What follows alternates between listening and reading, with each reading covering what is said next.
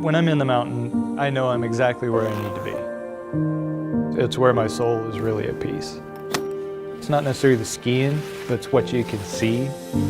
It's art become manifest.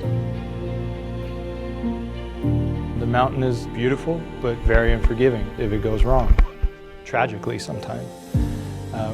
Same with IT. You can get breached, your stuff can get stolen, your environment can crash. One of the things I always kind of keep to heart is IT and National Ski Patrol. There's a tremendous amount of training that always goes on. So it's all preparing for an eventuality that you're going to have to face.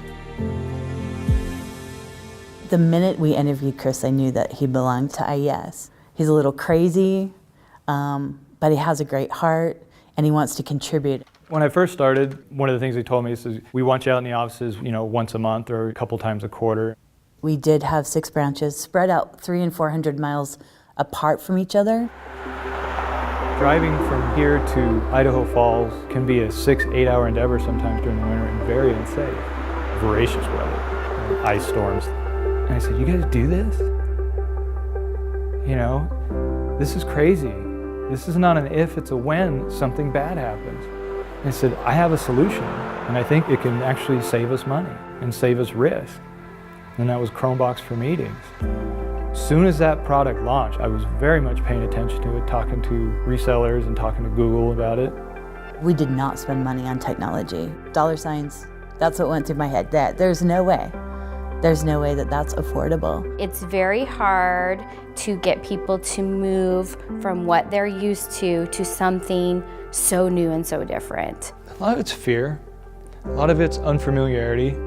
Now, I don't think they could do it without it. We had an ROI within 6 months. My owner was impressed. He wasn't a big technology guy. He now has one in his own home. It's just much more efficient. We can get things done faster, but we haven't lost connecting with people. In fact, I think actually we connect more.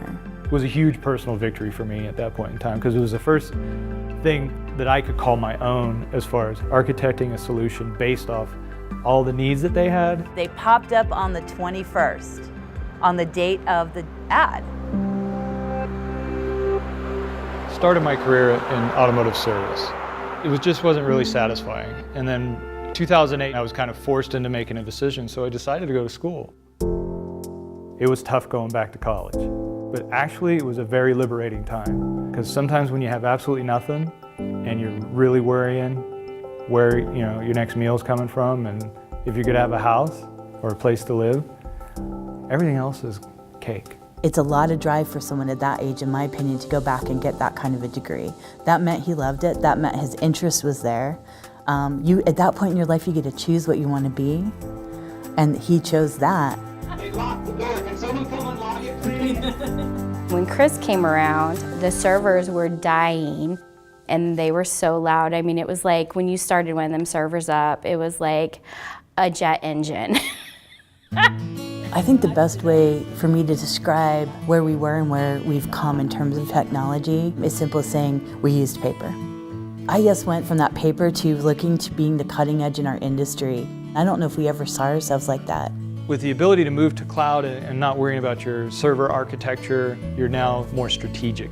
And that's the value of, honestly, when you bring people to your company, your vision of who you can be changes because of the value that they can bring to it.